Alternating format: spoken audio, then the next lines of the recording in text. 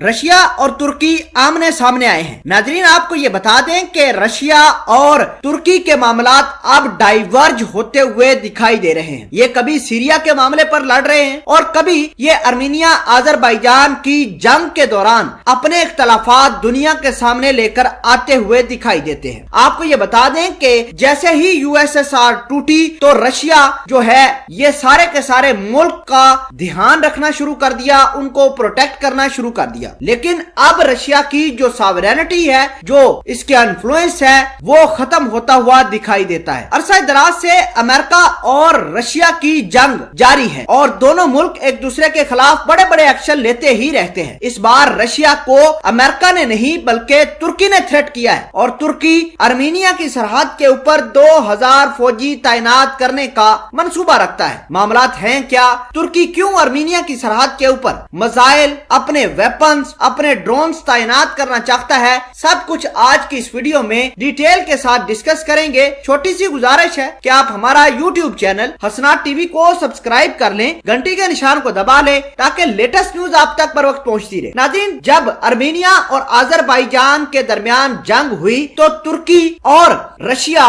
दरमियान में आए थे। तुर्की ने जमकर आजरबाईजान को सपोर्ट किया और तुर्की ही की बदौलत, तुर्की के ड्रोन्स की ही बदौलत आजरबाईजान आर्मीनिया को बर्बाद करने और आर्मीनिया से जंग जीत गया था। उसके बाद आर्मीनिया के जो सरहदी इलाके थे, जो कराबाग के इलाके थे, उन पर आजरबाईजान ने तुर्की की शह पर कब्जा किया था। और जब ये सारा का सारा मामला हो गया, रशिया मुंह देखता रहा। रशिया आजरबाईजान के खिलाफ किसी किस्म का कोई एक्शन न लिया। हालांकि रशिया और आर्मीनिया के दरमियान एक फौजी पैक्ट भी है। वो फौजी पैक्ट ये है कि अगर कोई भी मुल्क आर्मीनिया के ऊपर अटैक करेगा तो रशिया उसकी हिफाजत करने का कासिर होगा। लेकिन आजरबाईजान ने आर्मीनिया के ऊपर अटैक किया, लेकिन किसी किस्म का कोई अग्रेशन रशिया ने ना किया। बदले में तुर्की ने मुकम्मल तौर पर आजरबाईजान को सपोर्ट किया और आर्मीनिया को मुकम्मल तौर पर बर्बाद कर दिया। नाज़रीन ग्रामी,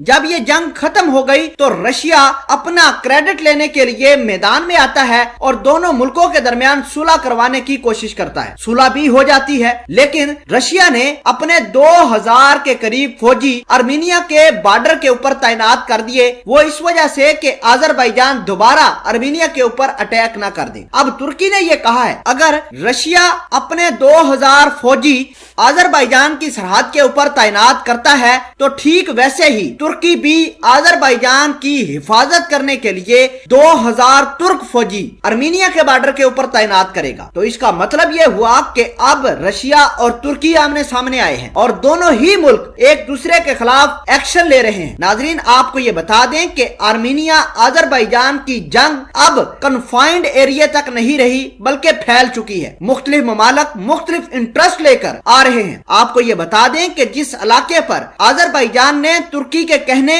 और तुर्की की सपोर्ट पर कब्जे किए हैं, वहां पर ऑयल के रिजर्व बहुत ज्यादा हैं, वहां पर गैस बेपनाह है, जिसकी वजह से अब तुर्की को मौका मिल गया है कि उन इलाकों पर आजरबाईजान की आड़ में अपने 2000 फौजी तैनात करे, वहां से ऑयल और गैस निकालकर अपने मुल्क को सप्लाई कर दे। बहरहाल ये चीज रशिया के लिए काफी परेशान कुन साबित हो सकती है, क्योंकि रशिया की जिम्मेदारी थी कि आर्मीनिया और आजरबाईजान को आपस में देखे। ये भले ही यूएसएसआर के दोनों ही फॉर्मर पार्ट्स से, लेकिन रशिया दोनों ही मुल्कों को कंट्रोल करने में नाकाम रहा और तुर्की को मौका मिल गया और तुर्की ने अपना इन्फ्लुएंस यहाँ पर बढ़ाना शुरू कर दिया, जिसका नुकसान ये हुआ कि अब रशिया की दादागिरी जो है वो आहिस्ता आहिस्ता तुर्की खत्म कर रहा है।